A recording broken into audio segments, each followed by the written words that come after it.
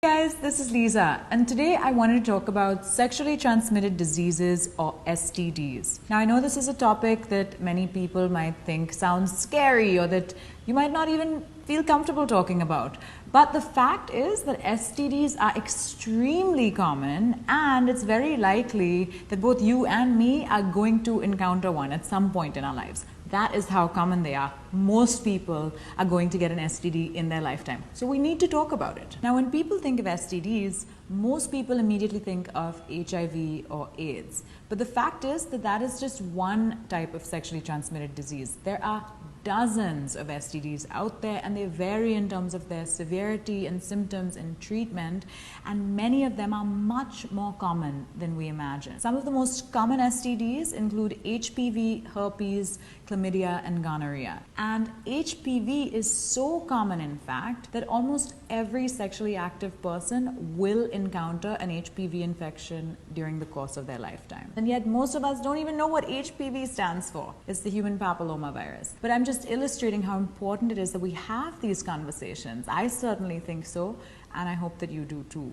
So in this video, I am going to break down 5 major misconceptions that we have around STDs. And I think that if you are or ever plan to be sexually active, this is stuff you should definitely know. Myth number 1 is that STDs are rare and happen only to bad or dirty people. Okay, first of all, STDs are like any other infection that passes from one person to another. Sex just happens to be the way in which they're passed. But it doesn't mean that someone who has an STD is bad or dirty. STDs can happen to anyone. They don't happen to a certain type of person. It isn't only people who have lots of sexual partners that get STDs. You can just have one sexual partner, and that is enough to expose you to an STD. So there is no type of person that gets an STD. STDs can happen to anyone, and they are extremely common. Myth number 2 is that you would know if you had an STD. Many of us mistakenly believe that if you or your partner had an STD,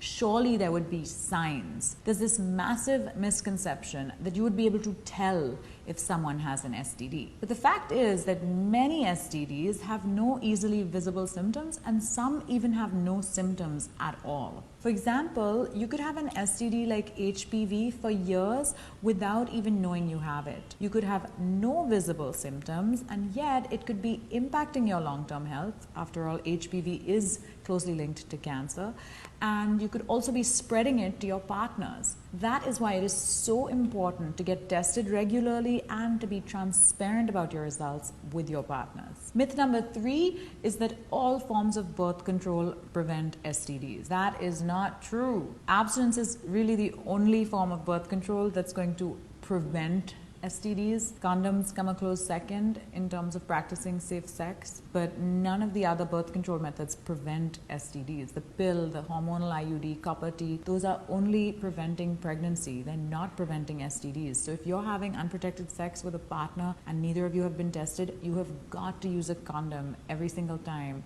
in order to minimize your risk of exposure to an STD. That said, even condoms aren't 100% foolproof. So it really is best if both you and your partner both get tested before you start having sex, and then continue to get tested regularly, especially if you're not in a monogamous relationship.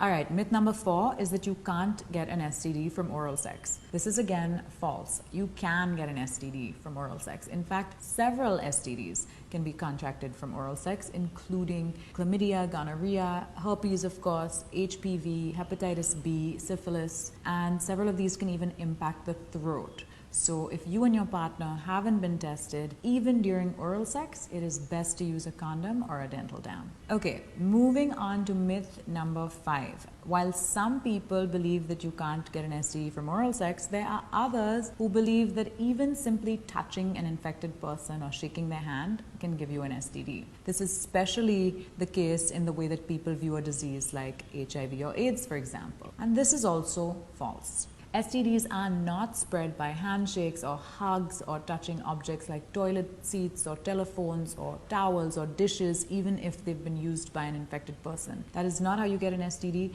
You also do not get STDs from insect bites. They wouldn't be called sexually transmitted diseases then, right? Most STDs, as the term suggests, are spread by vaginal, anal, or oral sex. Some STDs can also be spread to a baby from an infected mother during pregnancy, childbirth, or breastfeeding. Herpes can be transmitted by kissing, especially if the herpes blisters are in or around the mouth or lips, and certain STDs like HIV, hepatitis B, and syphilis can also be contracted through the sharing of needles or other such objects contaminated by blood. But simply touching an infected person or an object that they've used is not going to get you infected. And yet, people with HIV, for example, are often denied basic employment and basic rights just because of this very misconception. So this is also something we need to re-examine. Okay, now that we've cleared up some of the misconceptions surrounding STDs, let's briefly take a look at common symptoms and treatments and what STD testing entails. While it's possible to have an STD without symptoms, some of the common symptoms include unusual discharge, unusual bleeding, soreness, redness, rashes and sores, itching, burning sensation during urination, pelvic pain, etc. So if something seems out of the ordinary down there, it really is worth getting tested. But like I said, why even wait for that? Just get tested regularly. Make it a part of what you do in the interest of your own health. Speaking of testing, I'm sure you're wondering what an STD test entails. They are in fact fairly straightforward and basic procedures. Most STDs can be tested for with either a blood test or a urine test or a swab from the mouth or the genitals, and in some cases for women a pelvic exam might also be required. All STDs require medical treatment and should not be left to just go away on their own. Most STDs that have a bacterial cause can easily be cured with antibiotics, while as viral STDs, sometimes you have to just live with it, but medication and treatment can help manage the disease so that it doesn't adversely impact your life. In either case, obviously, getting early detection, getting the right treatment, the right medication on time goes a long, long way in restoring your health. So get tested. Again, if there is one thing you take away from this video, please let's make STD testing part of our lives. I really do think that finding a doctor or gynecologist that you trust and keeping regular tabs on your sexual health is one of the most important steps to a successful adult life. Also, if you do find out that you have an STD, I think it is absolutely your responsibility to let your partner or partners know so that they too can get tested and get the treatment that they require. I think it is so important that we all think about and talk about our sexual health more, because the more we know and the more responsible we are about stuff like using protection and getting tested, the safer and better and healthier all our sex lives will be.